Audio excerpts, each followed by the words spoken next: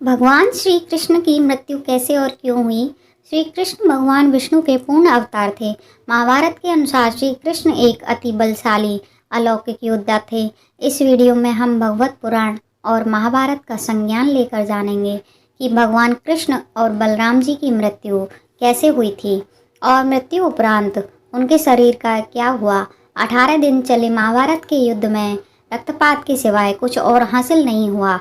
कौरवों के समस्त कुल का खात्मा हो गया था। पांचों पांडवों को छोड़कर पांडव कुल के भी अधिकांश लोग मारे गए। लेकिन इस युद्ध के कारण युद्ध के पश्चात एक और वंश का खात्मा हुआ और वो था श्री कृष्ण जी का यदुवंश। महाभारत युद्ध की समाप्ति के बाद जब युधिष्ठिर का राज तिलक हो रहा था, तब कौरवों की माता गांधारी ने महाभारत युद्ध के लिए श्री कृष्ण को दोषी ठहराते हुए श्राप दिया था कि जिस प्रकार कौरवों के वंश का नाश हुआ है, ठीक उसी प्रकार यदुवंश का विनाश होगा।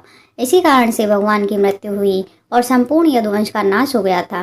फिर श्री कृष्ण द्वारका लौटकर आए और यदुवंशियों के साथ द्वारका के क्षेत्र में आए। यदुवंशी अपने साथ अन्य फल आहार सामग्री भी लाए थे। कृष्ण ने ब्राह्मणों को भोजन दान करके यदुवंशियों को मृत्यु की प्रतीक्षा करने का आदेश दिया था। कुछ दिनों बाद महाभारत युद्ध की चर्चा करते हुए सात्विकी और कृतवर्मा के बीच विवाद हो गया। सात्विकी क्रोधित हो गया और उसने कृतवर्मा का सिर काट दिया।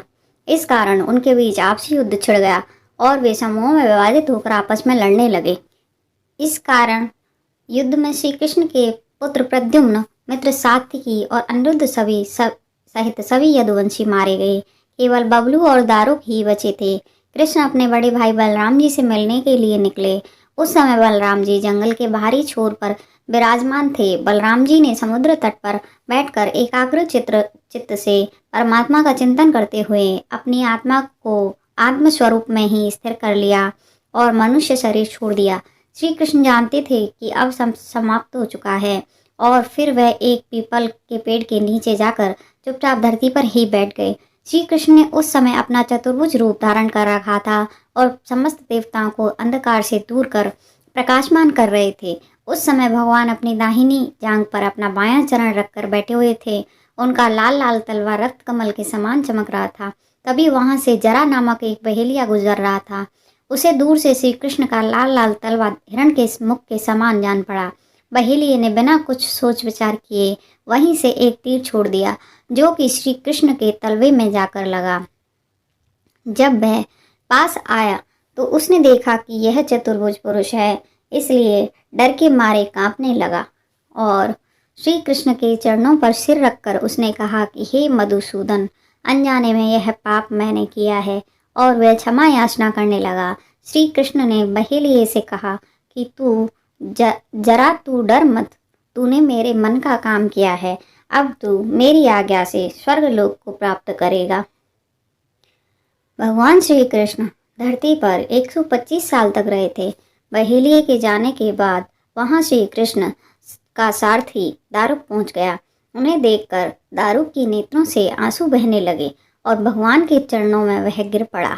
तब श्री कृष्ण ने दारुक से कहा कि अब तुम द्वारका चले जाओ और वहां यदुवंश के पारस्परिक संहार भैया बलराम जी की परम गति और धाम गमन की बात कहो। उनसे कहना कि अब तुम लोगों को द्वारका में नहीं रहना चाहिए, क्योंकि यह नगरी अब जलमग्न होने वाली है।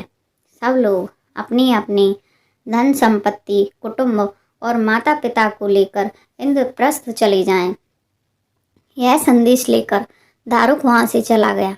दारुक के चले जाने पर ब्रह्मा जी, पार्वती, लोकपाल, बड़े बड़े ऋषि मुनि, यक्ष, राक्षस, ब्राह्मण आदि सभी आए। उन्होंने श्री कृष्ण की आराधना की। सभी भक्ति से पुष्पों की वर्षा कर रहे थे। श्री कृष्ण जी ने अपने विभूति स्वरूप देवताओं को देखकर अपने आत्मा को शुरू में स्थित किया और कमल के समान नेत्र बंद कर लिए। श्रीमद् भागवत के अनुसार जब श्री कृष्ण और बलराम की स्वधाम जाने की सूचना उनके परिजनों को लगी, तो उन्होंने भी इसी दुख से प्राण त्याग दिए। देवकी, रोहिणी, वासुदेव, बलराम की पत्नियां श्री कृष्ण की रानियां आदि सभी ने शरीर त्याग दिए। भगवान विष्णु के 7वें अवतार प्रभु राम ने त्रेता युग में बाली को छुपकर तीर मारा था। कृष्ण अवतार के समय भगवान ने उसी बाली को जरा नामक बहेलिया बनाया और अपने लिए वैसी ही मृत्यु चुनी जैसी उन्होंने बाली को दी थी। बलराम जी और श्री कृष्ण की मृत्यु के बाद अर्जुन द्वारका पहुँचे थे।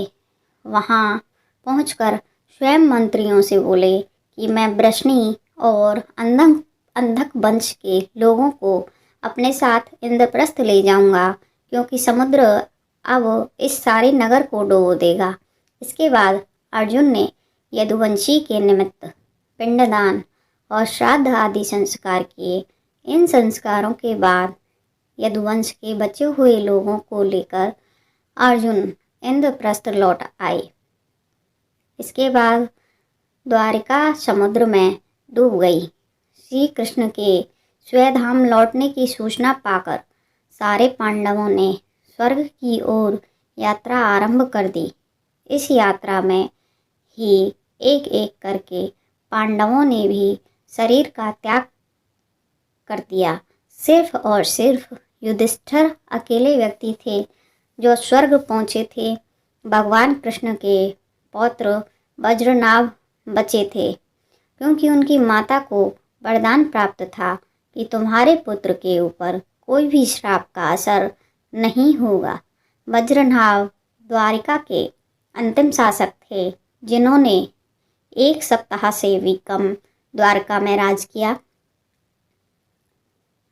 साथियों, मैंने इस कहानी के माध्यम से आपके कुछ प्रश्नों के उत्तर देने की कोशिश की है। आगे भी इसी तरह की जानकारी के लिए वीडियो को लाइक करना एवं चैनल को सब्सक्राइब करना ना भूलिएगा। जय जय श्री राधे, जय श्री कृष्णा। Thank you.